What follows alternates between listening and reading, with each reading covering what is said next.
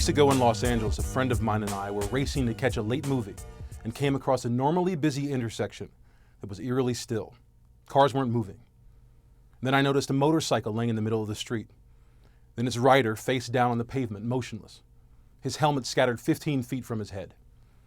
I swung my car to block oncoming traffic and jumped out.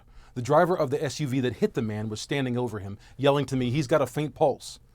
Her front seat passenger was trying in vain to get through to 911, as was I, and my friend.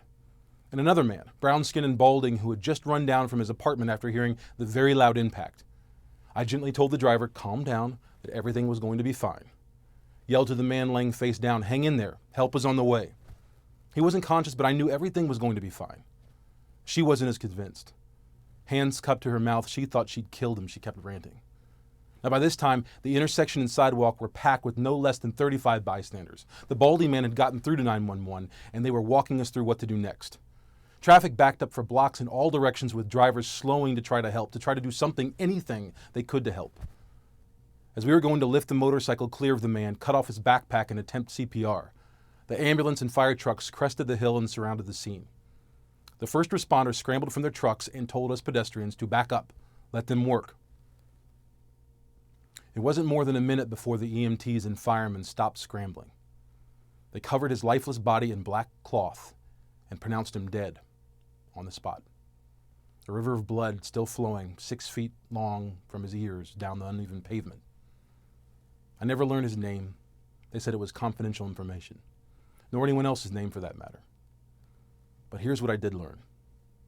The balding man from North Africa, or maybe the Middle East, wherever he was from, the young woman who just hit the man, now laying in her mother's arms on the street corner, hysterically weeping.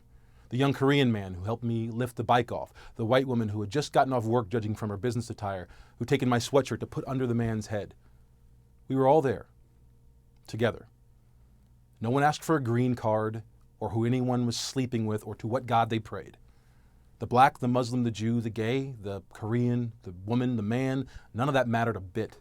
The blood gushing out of the dead man's head was truly the same as mine, as everyone's. And many of us felt as much sorrow for the young Jewish woman who had just disintegrated in a matter of minutes from accidentally taking this man's life as we did the dead man himself, maybe more. Life is complicated. There's no one black experience any more than there's a female perspective or the gay story. It is a three-dimensional grid of disparate forces clashing perpetually. Sure, we all have our own experiences, inner city Chicago or small town Georgia, but nothing exists in a vacuum. Art, politics, sports, religion, science, they all intersect. Everything is connected.